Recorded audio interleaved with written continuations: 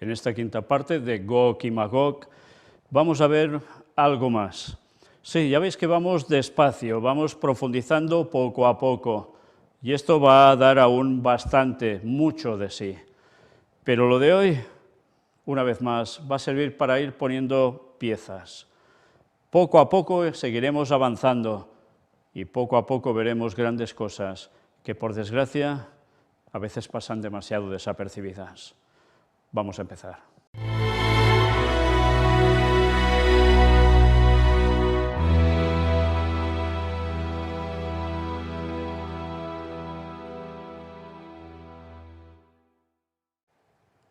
Pues en la continuación de hoy nos vamos a centrar a partir del versículo 7.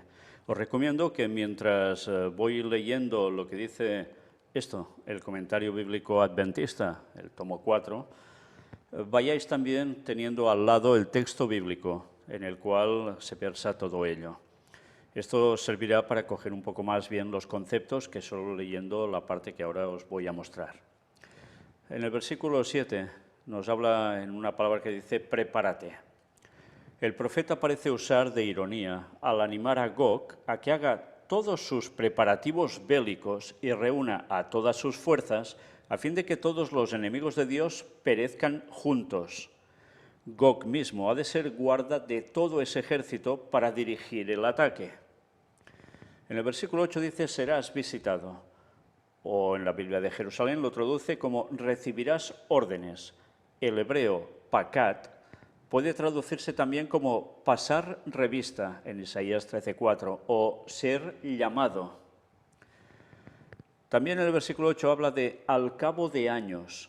Nos muestra aquí una serie de textos como Génesis 49:1, Números 24:14, Daniel 10:14, Miqueas 4:1 y también una comparativa con Isaías 2:2. No hay cómo saber cuán largo sería este periodo. Quedaban aún por delante muchos años de cautiverio, después de lo cual transcurrirían años hasta que se restableciera el Estado judío y se encontrara en la condición que aquí se describe. Recordemos que Ezequiel tiene sus visiones cuando hay exilio, aún no han regresado a su tierra, a Israel, y en consecuencia la profecía le dice esto, al cabo de años, pero no se afirma cuántos años, no se especifica concretamente.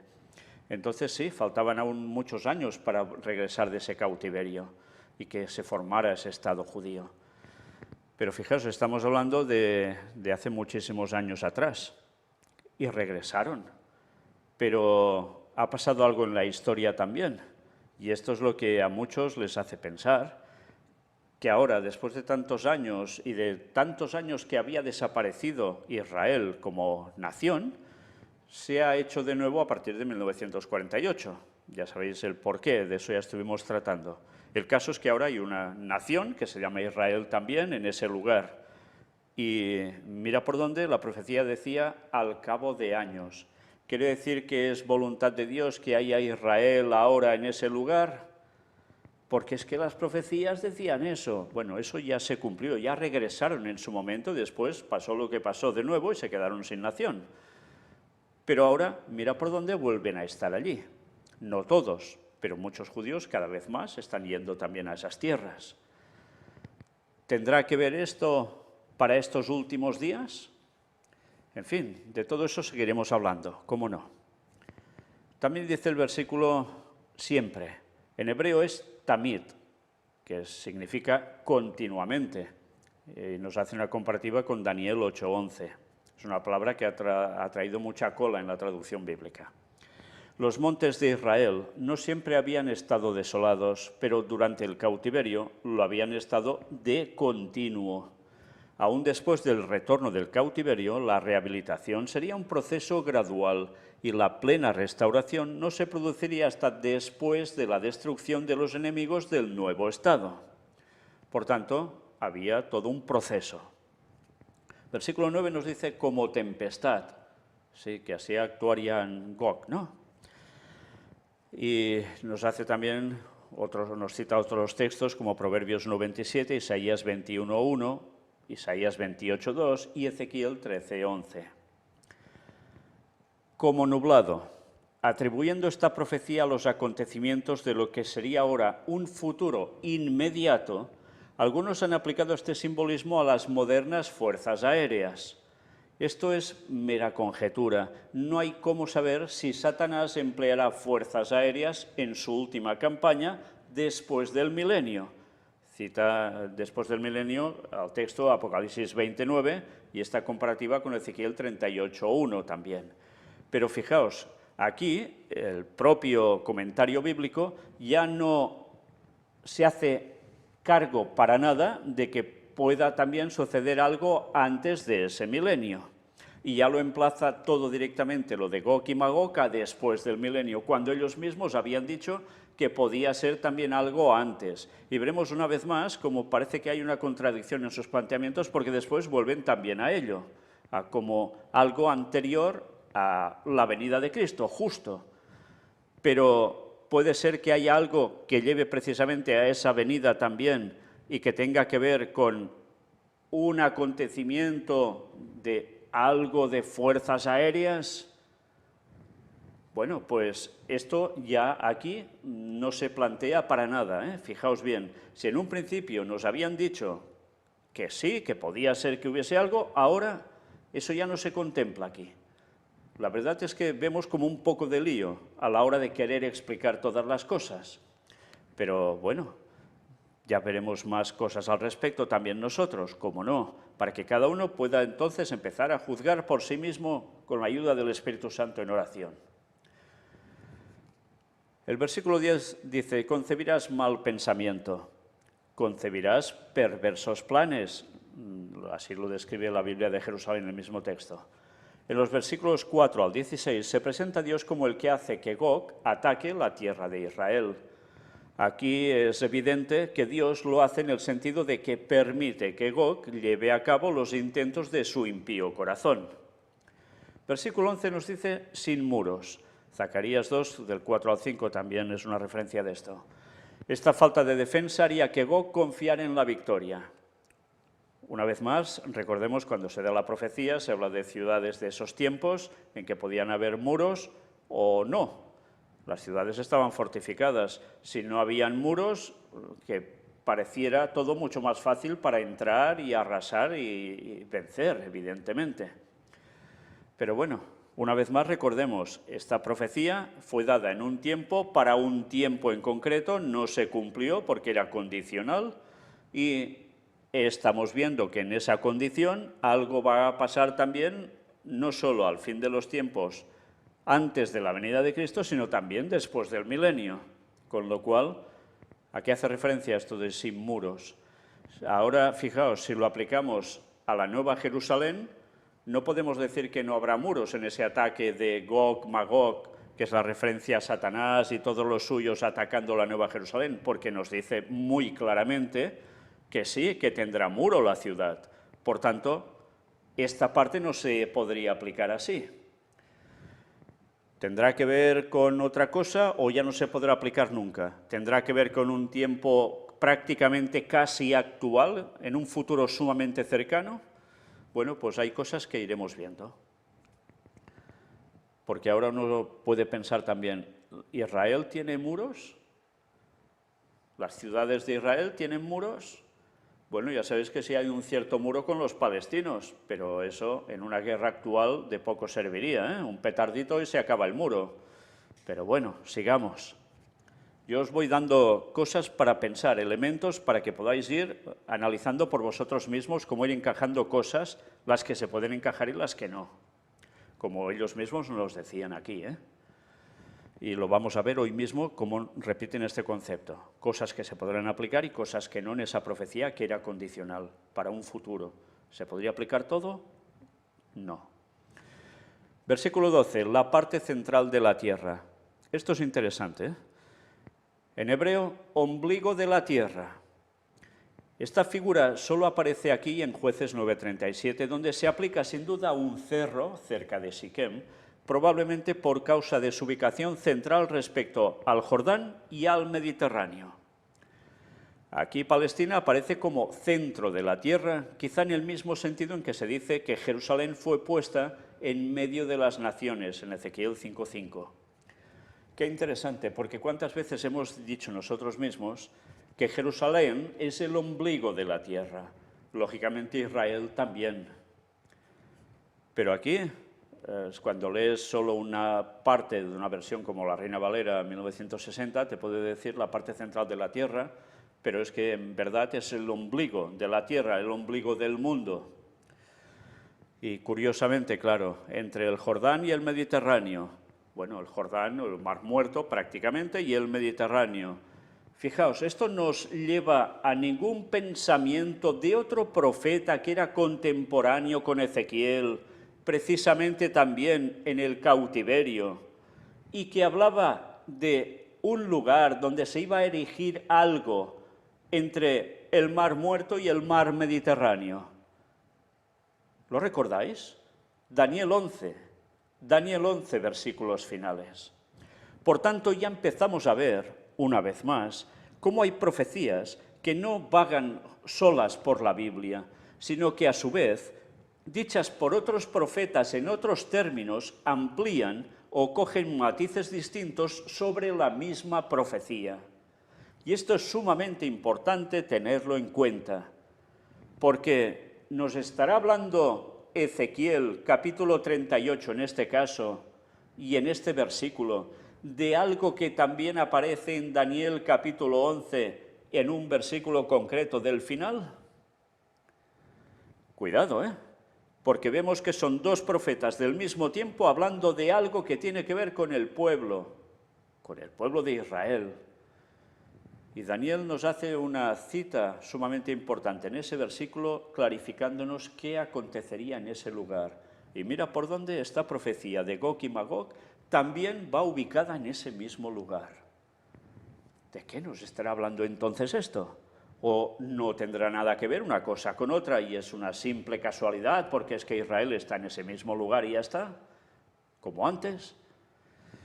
En fin. Ya sabéis que hay un lugar central y es el monte del templo. Sí, para otros conocidos como la explanada de las mezquitas. Bien, una vez más os voy dando pinceladas para que vosotros mismos vayáis pensando. El versículo 13 cita a Sabá. ¿Os suena esto? En la Biblia seguro que sí. Aquí el profeta añade 3 nombres más a su lista de naciones. Recordad que en la conferencia anterior estuvimos viendo una lista de naciones. Pues aquí añade a más. No se dice que éstas se unirían con las huestes invasoras, sino que preguntarían por el botín que se tomaría. Quizá tendrían la esperanza de que parte del botín pasara a sus manos, se especula aquí. Ver en comparativa, capítulo 27-22, la identificación de Sabá. ¿Os suena, no? Algo de una reina también. Pero también se habla de otra población. Sabá, ya vimos cómo esto tenía que ver con Etiopía, pero que esa Etiopía de antes es el actual Yemen. Recordad esto, Dice que probablemente estos no participan de la guerra, sino que sencillamente preguntan por el botín que tomarían ese pueblo que baja del norte y que hace esos estragos. Pero nos habla de otro pueblo, de Dan. Nos dice también una comparativa con capítulo 25-13. Aquí de momento no nos habla más, eso ya lo veremos todo más ampliado en su momento. Quiénes eran, dónde se ubicaban, etcétera, etcétera. Pero fijaos, también se habla de Tarsis. Se cree que habría sido la colonia fenicia de Tartesos en España. Se ha procurado identificar este lugar con países vecinos de Palestina, pero por lo que se dice en la Biblia, queda claro que Tarsis quedaba a alguna distancia allende el mar, o sea, muy lejos en el mar. Los minerales que se traían de Tarsis todavía existen en España. Tartesos parece corresponder bien con la descripción bíblica de Tarsis. Nos hace la comparación con Génesis 10:4. Es posible que los mercaderes de Tarsis fueran los fenicios. Pero que en definitiva es desde España, para entendernos hablando en el lenguaje actual, se preguntaría, ¿qué es lo que vas a buscar ahí? ¿Qué es lo que vas a hacer en ese lugar? ¿Cuál es el botín que quieres extraer de esa zona, de Israel? Qué interesante, ¿eh? Porque además, desde Tarsis ya sabemos que es de donde saldría el mensaje final que daría la vuelta al mundo, el mensaje del cuarto ángel. Curioso que también desde este lugar, desde este mismo lugar, se esté planteando esta cuestión. ¿Será que desde este lugar se preguntará también qué es lo que esa nación que ataca va a buscar, o ese complejo de naciones va a buscar en Israel? ¿Será también una contrarréplica al mensaje que se da desde Tarsis del cuarto ángel, salido desde esa misma nación, que cuestionarán ese ataque a ese lugar, o no? ¿O es que sencillamente hace referencia a que desde Tarsis se les pregunta a ese ejército que ataca ese lugar, ¿qué haces allí? Bueno, sigamos. Fijaos cuántas piezas para ir analizando, ¿eh? Por eso hablar tan rápidamente de lo que está pasando en Ucrania y Rusia es guerras y rumores de guerras y ya está. Qué precipitado resulta cuando podemos ir analizando texto a texto con la historia, lo que hay en la actualidad y lo que se puede llegar a venir. Por eso siempre os he de recordar, no miréis este tema solo, miradlo con las noticias de actualidad en relación con la profecía bíblica, miradlo en comparativa con los temas de preparando el gobierno mundial, y entonces iremos conociendo mucho más de lo que a simple vista parece que hay. El versículo 16 cita, cuando sea santificado en ti. En los versículos del 14 al 16 se repite en buena parte lo que ya se había dicho respecto de la apacible seguridad de Israel y de que Dios permitía que la poderosa confederación de Gog subiese contra su pueblo. El carácter de Dios estará plenamente vindicado en la destrucción de Gog. Así también cuando Satanás y la vasta multitud de los impíos sean destruidos al fin del milenio, la sabiduría, la justicia y la bondad de Dios serán plenamente vindicadas. De labios de todos los seres creados, ya sean leales o rebeldes, se oirán estas palabras: justos y verdaderos son tus caminos, Rey de los santos. Es el texto de Apocalipsis 15:3, que también aparece registrado en el libro del lenguaje del conflicto de los siglos, páginas 726 a 729. Evidentemente, esto tiene una aplicación para ese tiempo después del milenio, eso está clarísimo, pero también tiene connotaciones para antes. Hemos visto que en parte sí, que el lenguaje ya lo decía también, pero a su vez tiene que ver algo para un poco antes, porque cuando se hace esa aplicación que se dice para antes del milenio, muchas veces solo se quiere aplicar, que es la persecución contra el pueblo de Dios auténtico, el que sea fiel. Cuando ese ecumenismo a nivel interreligioso mundial, dominado por el Vaticano y auspiciado por Estados Unidos, imponga la ley dominical y vayan contra el pueblo de Dios que siga guardando fiel el sábado y toda la sana doctrina. Que no quiera entrar en el espiritismo tampoco, el tema de la inmortalidad del alma y todas esas cosas. Pero, ¿y antes de eso? ¿Va a haber también un conflicto que puede tener connotaciones de lo que aquí se ve? Ese es el planteamiento principal que también debemos tener. Versículo 17, de quien hablé. No existe ahora ninguna profecía anterior en la cual se mencione por nombre a Gog, ni necesitamos preocuparnos de que tal profecía se haya perdido.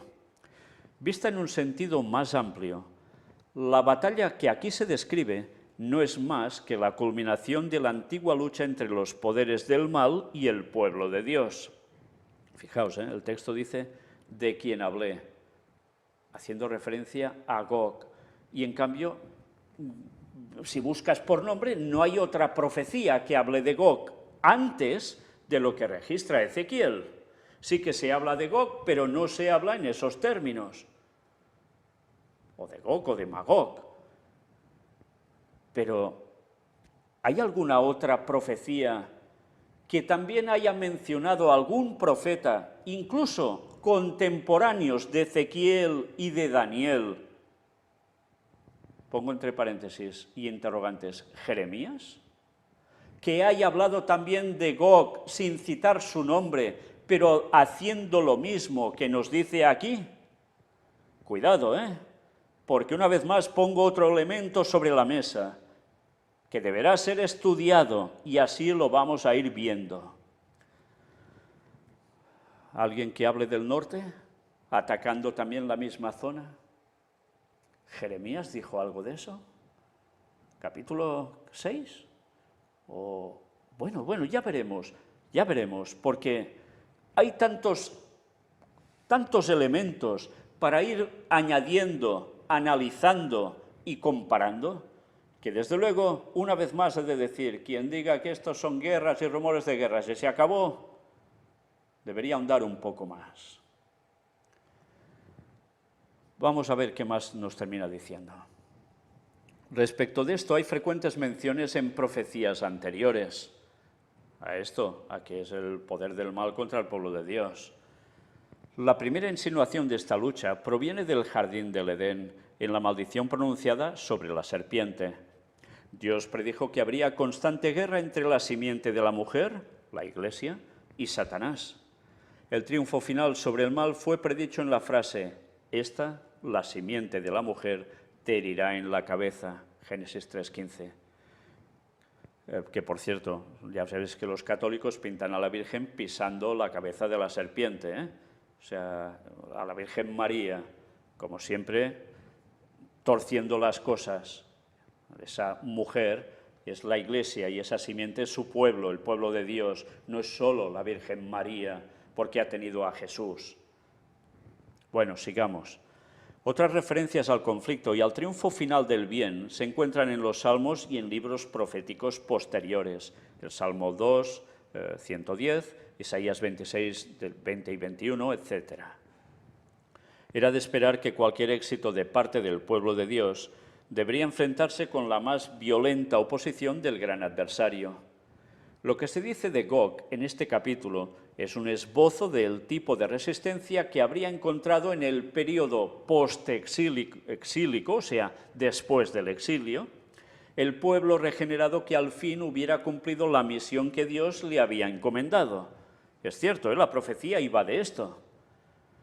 Puesto que la profecía era condicional y las condiciones nunca fueron cumplidas, las predicciones no hallaron su cumplimiento en el Israel literal, al menos el de antaño, Y por tanto, ya solo con esto, un adventista que diga, no, esto ya se cumplió en el pasado, por favor,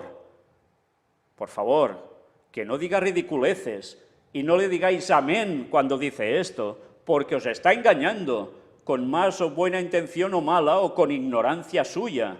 Pero no digáis amén a cualquier cosa que os digan, indagad por vosotros mismos. Pero si alguien ya empieza a plantearos esto así, mal vamos. ¿Cuántas cosas mal os va a seguir planteando? Una vez más, cuidado a quien escucháis, Y os lo digo por vuestra salvación, no por vanagloria de nosotros ni de nada, porque aquí va de la salvación de cada individuo, Y no podemos jugar la salvación por oír a alguien que nos encamine mal. O sí, eso ya depende de la decisión de cada uno, Por tanto, ¿era profecía condicional? ¿Se pudo cumplir? No, no se pudo cumplir, porque Israel no hizo lo que tenía que hacer. Por tanto, ¿hay aplicación futura a esto? Estamos viendo que sí. Después del milenio, seguro. Ellen White también da menciones que también antes del milenio tienen que ver con todo ello contra el ataque al pueblo de Dios. Pero estamos viendo algo más y nos estamos planteando algo más. Tiene que ver algo con una situación bélica, realmente bélica, que no es solo para el pueblo de Dios, sino es a nivel de las personas de este mundo en zonas concretas.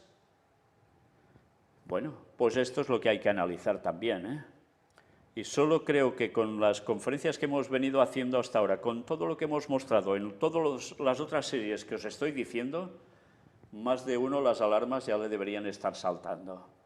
y si no le están saltando, tiene un problema de cables, de conexión. Sigamos viendo qué más nos dicen. Tampoco es posible proyectar al futuro todos los detalles a fin de que se cumplan entonces. ¿Por qué? Solo aquellos elementos proféticos reiterados más tarde por autores inspirados han de aplicarse en el futuro. Y cita las páginas 38 o 40 y la comparativa con el versículo 1. Una vez más, solo aquellos elementos proféticos reiterados más tarde por autores inspirados han de aplicarse en el futuro. Pero solo los de más tarde y los contemporáneos, de Ezequiel me refiero, que también versaban sobre lo mismo. Tampoco podían tener aplicación para ese entonces, podrían llegarla a tener para más adelante.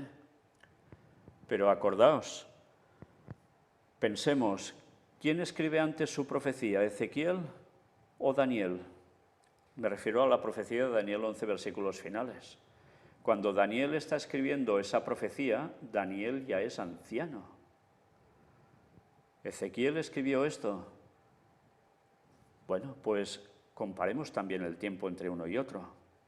Pero nos queda clarísimo, por todo lo que hemos podido mostrar sobre Daniel 11, versículos finales, que toda esta situación que empezó en el famoso 11S de 2001 no ha parado ni parará y seguirá, y allí nos hace mención de muchas cosas.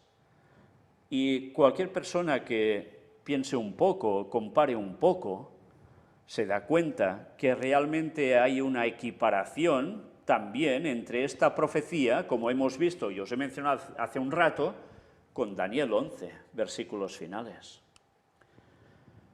Por tanto, sí, quizás no se cae en cuenta o no se tiene en cuenta que incluso hasta los profetas contemporáneos de Ezequiel, como podía ser Jeremías, o el mismo Daniel, que quedó tan claro lo que iba a acontecer en los tiempos finales, sí tendrían ciertas cosas a aplicación de esta profecía de Ezequiel 38 y 39 sobre lo que ya estaba pregonando Daniel capítulo 11, versículos finales para el tiempo justo antes del retorno de Cristo. O sea, nuestros días. Nuestros días. Da que pensar, ¿no? Bien, sigamos. Y recordad que Ellen White dijo algo muy claro. Deberíamos estudiar profundamente que Daniel y Apocalipsis, porque van unidos. Pero también nos dijo algo, que deberíamos conocer el qué. Daniel, ¿qué capítulo?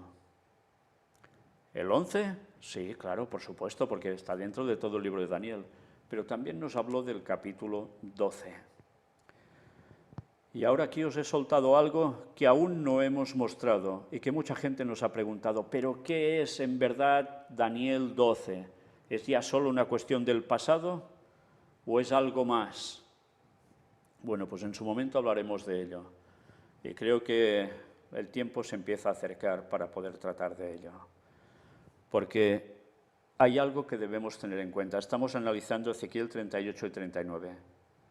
Pero Ezequiel termina de escribir sobre profecías en el capítulo 39 o escribe algo que va unido a todo esto a partir del capítulo 39.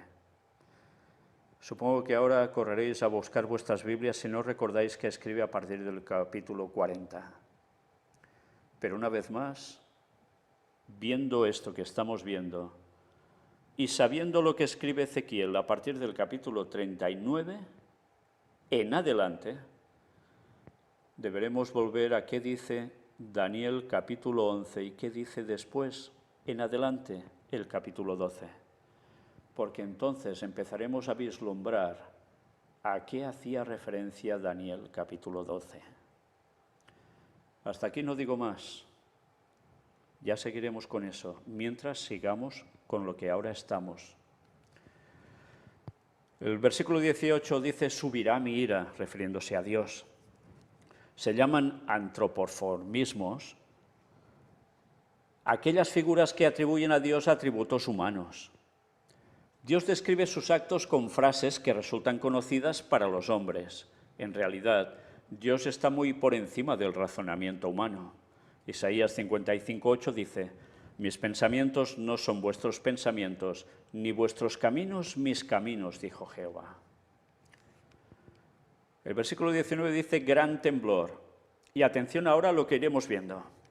Aquí hay un detalle al cual llaman la atención los autores del Nuevo Testamento. Hablan de terribles convulsiones naturales que precederán a la venida del Hijo del Hombre. Jesús habló del bramido del mar y de las olas, y de los hombres que desfallecerían por el temor y la expectación, no tanto por causa de alguna amenaza militar, sino porque la naturaleza parecería estar totalmente alterada. Y cita donde habla Jesús, Lucas 21, versículos 25 y 26, y también la descripción que se da en el conflicto de los siglos, página 693 de todo esto. Sí, algo que no solo es guerras, también por otras cosas la gente va a estar, ya veis cómo, y de esto hemos tratado también.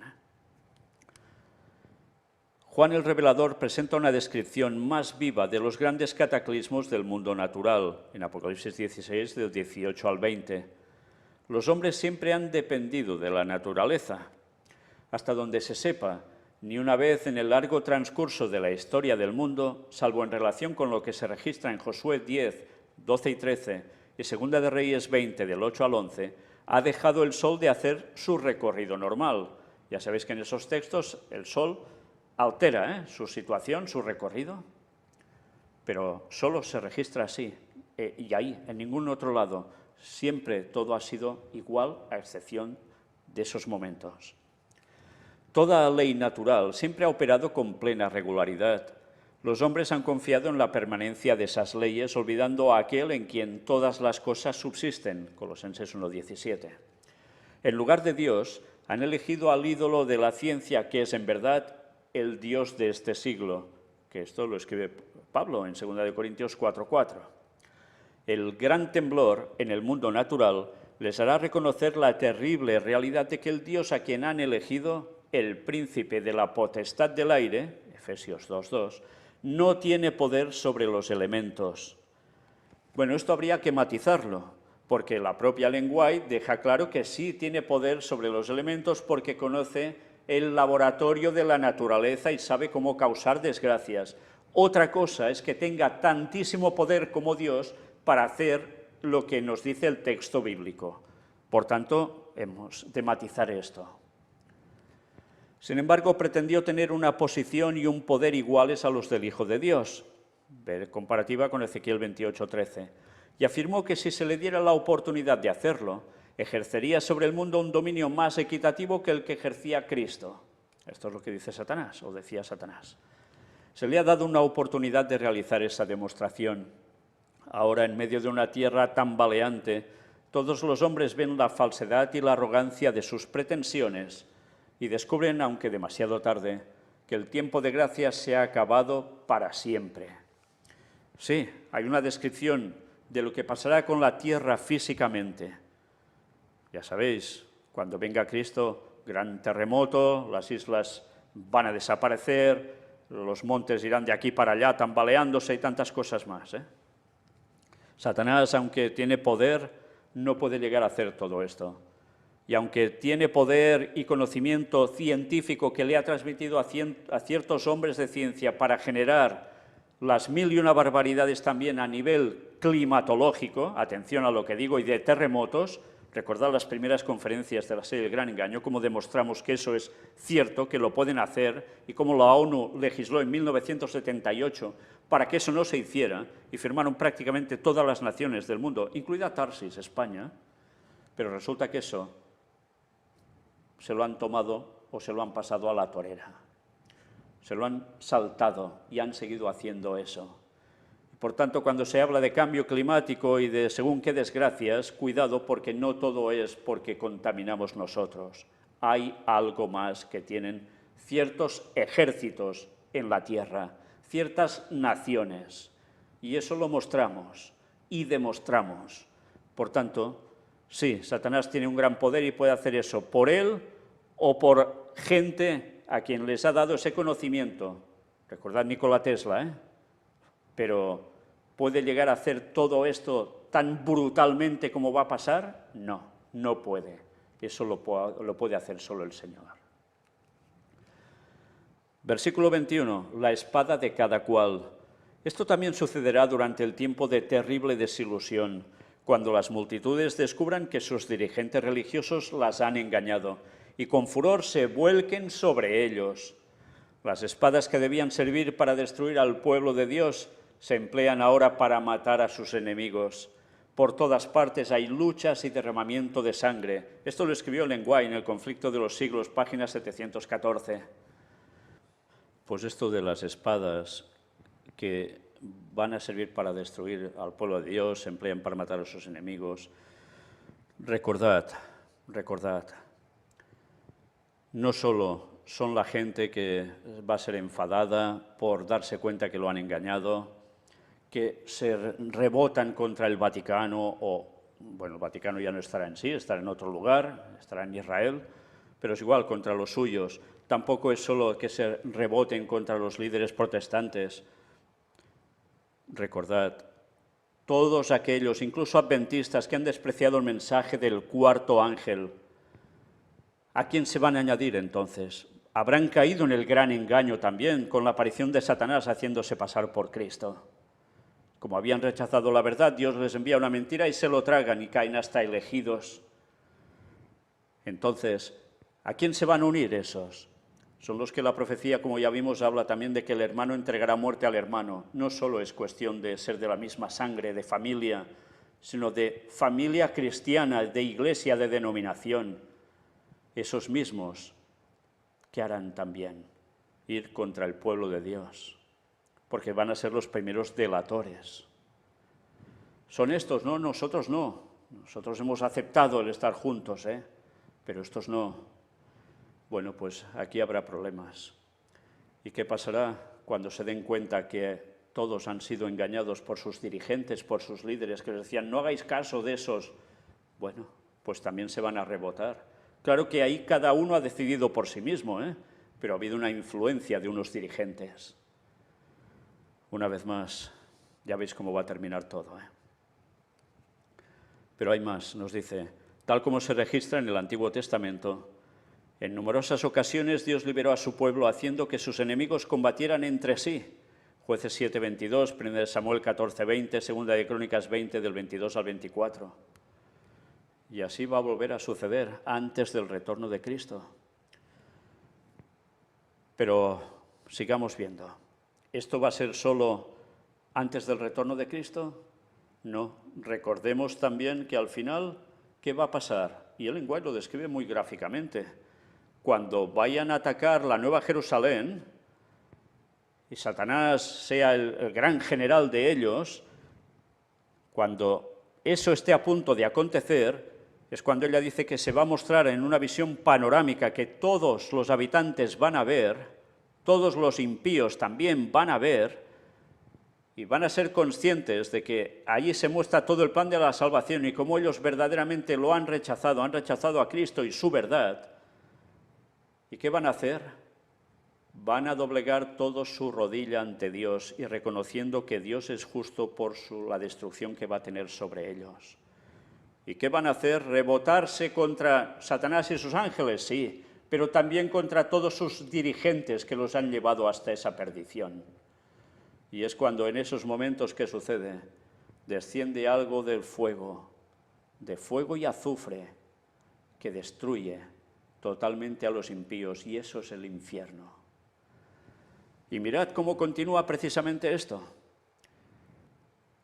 En el versículo 22 nos habla de piedras de granizo. Este acontecimiento corresponde con el granizo de la 7ª plaga, cuando caerán piedras de como un talento de peso, unos 30 kilos o 25 como mínimo, para aumentar la destrucción ya realizada. Se cita Apocalipsis 16:21. Es posible que el fuego haya su equivalente en los relámpagos de Apocalipsis 16:18. Esta profecía se aplica al final de la historia del mundo de la siguiente forma, y cita el conflicto de los siglos, página 695. Fieros relámpagos rasgan el cielo con fragor, envolviendo a la tierra en claridad de llamaradas. Bueno, pues sí, todo esto que veis que va a ser al fin después del milenio, también va a acontecer en una de las plagas finales, de las 7 plagas finales, cuando el pueblo de Dios esté siendo perseguido. ¿Y de qué modo? Bueno, fijaos, esa profecía que era condicional para un pueblo de Israel de hace tantísimos años, tiene parte que se va a cumplir también dentro de pocos añitos antes del regreso de Cristo y después del milenio. Pero va a suceder algo también con una posible confrontación en esa zona que sirva para la equivalencia de toda esta cuestión. En fin, veremos. El versículo 23 dice, sabrán, así como Gog había de ser completamente derrotado y los hombres habían de reconocer la superioridad del Dios del cielo, así también, a medida que se acerca el pináculo del gran conflicto, serán completamente desenmascarados los planes del gran engañador, o sea, de Satanás, tan cuidadosamente trazados y quedarán al descubierto la falsedad y la debilidad de las pretensiones de Satanás. Tanto hombres como demonios deberán reconocer que hay uno que es supremo y que todos sus actos en el gran conflicto han sido llevados a cabo para lograr el eterno bien de su pueblo y del universo entero. Una vez más cita la página 729 del Conflicto de los Siglos. Con referencia a este estribillo que aparece con frecuencia en el libro de Ezequiel, nos dice ver una comparación con capítulo 6, versículo 7. Aparece 2 veces aquí, en el capítulo 38, versículos 16 y 23, y 4 veces en el capítulo 39, en los versículos 6 y 7, 22 y 28. Si queréis saber algo más al respecto, podéis buscar la página 544 de Patriarcas y Profetas, el libro de Ellen White, donde también se dan algunos detalles al respecto sobre el versículo 22.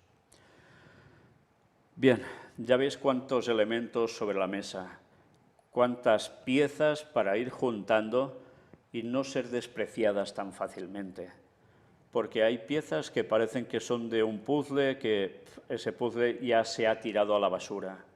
Pero resulta que no, que esas piezas son de este mismo puzzle, no son de otro. Y hay que mirar de encajarlas. Y encajan, pero hay que saber cómo. Y eso no se hace solo tirando la pieza al azar y que caiga y se ponga bien por sí sola.